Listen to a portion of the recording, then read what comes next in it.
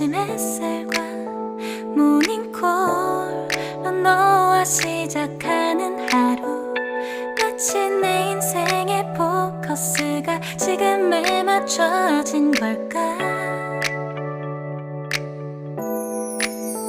따뜻한 모닝커피의 향기가 오늘 하루도 날 기대하게 만드는 걸 우리 오늘 hello everyone मु आउ गोटे ब्लॉग नहीं के आसी आज आम आसीचु गोटे सुपर मार्केट को एटा होची बिग सुपर मार्केट आठी आम फर्स्ट आसिलु सिम किनिया बट कौन करवा सिम जी नवा को आसब से सकाळ 8 रु इवनिंग 5टा जाए तापर बंद एबे आम पहुँची गलु मॉल भितर एबे ये आम देखो फर्स्ट ये चॉकलेट सेक्शनटा अच्छी से चॉकलेट रेट गुड़ा हूँ 220 टंका लेखा गोटे डब्बा बहुत सारा चॉकलेट अच्छी तापर आम आसीगलु आज यूजुअल परिवा किनिबा ये देखो धनिया पत्र फर्स्ट पशु पशु धनिया पत्र रेट हूँ 88 टंका लेखाएं गोटे गोटे पैकेट तापर ये कखारू अच्छी कखारू रेट भी हूँ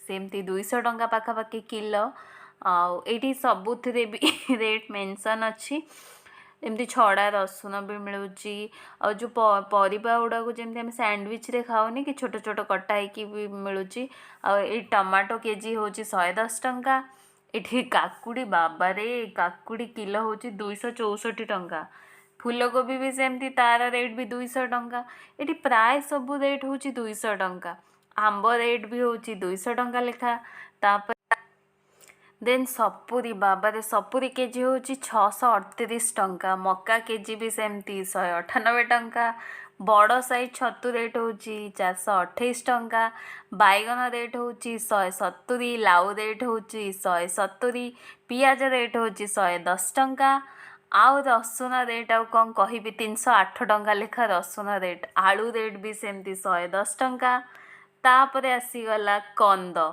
जोटा कि आम कई खाती माने रेयर लोक खाऊे बोधे मत भी तो ये भल लगे तार रेट हूँ 220 टंका ओलोकोबी भगवान ओलोकोबी कई खाती ताकू भी ये बिकुंट 132 टंका लेखा किलो आउ माने एठी सबू रेट माने एते अधिका कहतुनी ये जो देखुना यहाँ हूँ तेंतुली भी बिकुंट 400 टंका किलो टाइप्र तापर ये सब बहुत सारा फ्रूट्स अच्छी मत सबुठ देखिकी अजीब लगिला कि केंदु आमर कई खाती बट केंदुर रेट हूँ 308 टंका लेखा केजी आउ जो फल एमती कंटा कंटा टाइप यहाँ कौन मु भी जानी तार भी सेमती रेट भी थिला बहुत 250 पाखापाखि आउ डालिंब रेट ठीक अच्छी कहीं आमर से बेसी थाए एठी किंतु ठीक ठाक अच्छी डालिंब रेट जमती 150 टंका पाखापाखि सबुठ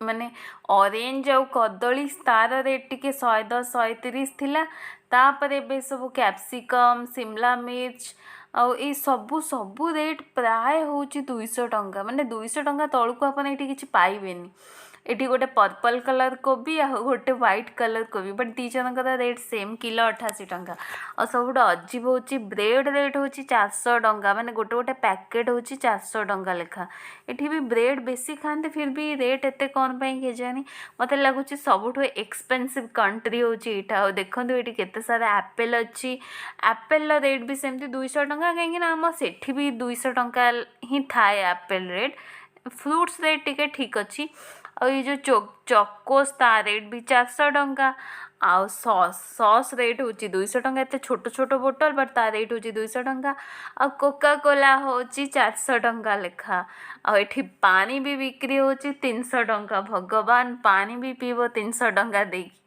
आउ ये हूँ ये लेंबू रेट 110 टंका बोधे केजी 110 टंका लेखा ऑयल रेट भी ठीक अच्छी कहीं आमर भी सेठी 130 140 150 एठी भी ऑयल रेट हूँ 130 लेखा किछि जाओ आम रेट सांगे सामान है आठी आम पाईगलु चाउल रेट थिला 200 टंका लेखा जाओ आठी सुजी रेट भी सेमती किलो 66 टंका अटा रेट भी सेमती किलो 200 टंका लेखा ଆଉ ସବୁଠୁ ଜିନିଷ ହେଉଛି ଲୁଣ। ଲୁଣ ଏଠି କ'ଣ କୁହେ ନା, ଲୁଣ ରେଟ୍ ବି ଆମ ରେଟ୍ ସାଙ୍ଗରେ ସମାନ। ଲୁଣ ଗୋଟେ ପ୍ୟାକେଟ୍ ହେଉଛି 22 ଟଙ୍କା ଲେଖା। ଆଉ ଏଠି ସବୁ ଟାଇପ୍ର ଡାଲି ଅଛି, ଡାଲିର ସବୁ ରେଟ୍ ସେମିତି 66 ଟଙ୍କା, ଏମିତି କିଲୋ ୱାଇଜ୍ ଅଛି। ଆଉ ଏଇଟା ହେଉଛି ମୁଗ ବିରି ଡାଲି, ଆଉ ଏମିତି ସବୁ। ଏଇଟା ହେଉଛି ଲୁଣ। ଲୁଣ କେତେ ଟାଇପ୍ର ଦେଖନ୍ତୁ। ମୁଁ ଫାର୍ଷ୍ଟ ଧରିଥିଲି ଦାନାବାଲା, ତାପରେ ଭାବିଲି ତାପରେ ମୁଁ ଜାଣିଲି ଏଇଠି ହେଉଛି ବିଲିଂ ସେକ୍ସନ୍, ଏଠି ସବୁ ବିଲ୍ କରାଯାଏ। ମୁଁ ଏତେ ସାରା ଗ୍ରସରୀ କିଣି ସାରିଲିଣି, ନେକ୍ସଟ ଦେଖିବା ଆଉ କ'ଣ କିଣିବା। ଆଉ ଚାଲନ୍ତୁ ଯିବା। ଏଠି ରେଡ଼ିମେଡ଼୍ ମ୍ୟାଗି ମିଳୁଛି। ରେଡ଼ିମେଡ଼୍ ମ୍ୟାଗିର ରେଟ୍ ବି ସେମିତି 66 ଟଙ୍କା ଲେଖାଏଁ ଗୋଟେ ଗୋଟେ ଡବା। ଆଉ କିନ୍ତୁ ନେକ୍ସଟ ମୁଁ ଆସିଗଲି ମସଲା କିଣିବା ପାଇଁ। ଏଠି ସବୁ ଖୋଲା ମସଲା ବିକ୍ରି ହେଉଛି। ଧନିଆ ଗୁଣ୍ଡ, ଲଙ୍କା ଗୁଣ୍ଡ, କରି ପାଉଡ଼ର, ଜିରା ଗୁଣ୍ଡ, ବହୁତ ସାରା ମସଲା ଅଛି। ଆପଣଙ୍କୁ ଯେଉଁଟା ବି ଦରକାର ସେଟା କହିଲେ ସେ 5 ସେକେଣ୍ଡ ନେବେ, ମାନେ 110 ଟଙ୍କା ନେବେ, ସେ ଆପଣଙ୍କୁ ଦେବେ।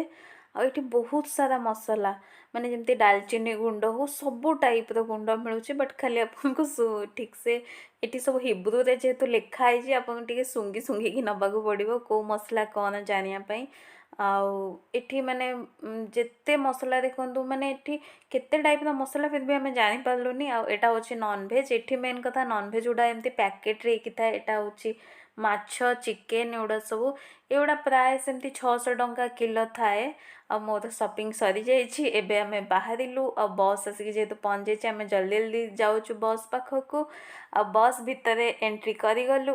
ମୁଁ ସେଦିନ ଯେଉଁ ର୍ୟାପ୍ କାର୍ଡ଼ କରିଥିଲି, ଏଇ ବସ୍ରେ ତୁମକୁ ଟ୍ରାଭେଲ୍ କରିବାକୁ ହେଲେ ସେ କାର୍ଡ଼ଟାକୁ କ'ଣ କରାଯିବ, ଏଇ ଯେଉଁ ମେସିନ୍ ଦେଖୁନାହାନ୍ତି କି, ଏଇ ମେସିନ୍ରେ ଆପଣଙ୍କୁ ସ୍କାନ୍ କରିବାକୁ ପଡ଼ିବ। ସ୍କାନ୍ କରିଗଲେ ଆପଣ ଅଲରେଡ଼ି କାର୍ଡ଼ରେ ପଇସା ରଖିଥିବେ, ସେ କାର୍ଡ଼ରୁ ହିଁ ପଇସା କଟିବ। ତାପରେ ଏବେ ମୁଁ ରହିଲି, ଆସିବି ନେକ୍ସଟ ଭିଡ଼ିଓରେ। ସେ ପର୍ଯ୍ୟନ୍ତ ବାଏ, ଟେକ୍ କେୟାର ଆଣ୍ଡ ସମସ୍ତେ ଖୁସିରେ ରୁହନ୍ତୁ। ଆଉ ମୋ ଚ୍ୟାନେଲକୁ ସବସ୍କ୍ରାଇବ୍ କରନ୍ତୁ, ଲାଇକ୍ କରନ୍ତୁ, ଆଉ ସେୟାର କରିଦିଅନ୍ତୁ।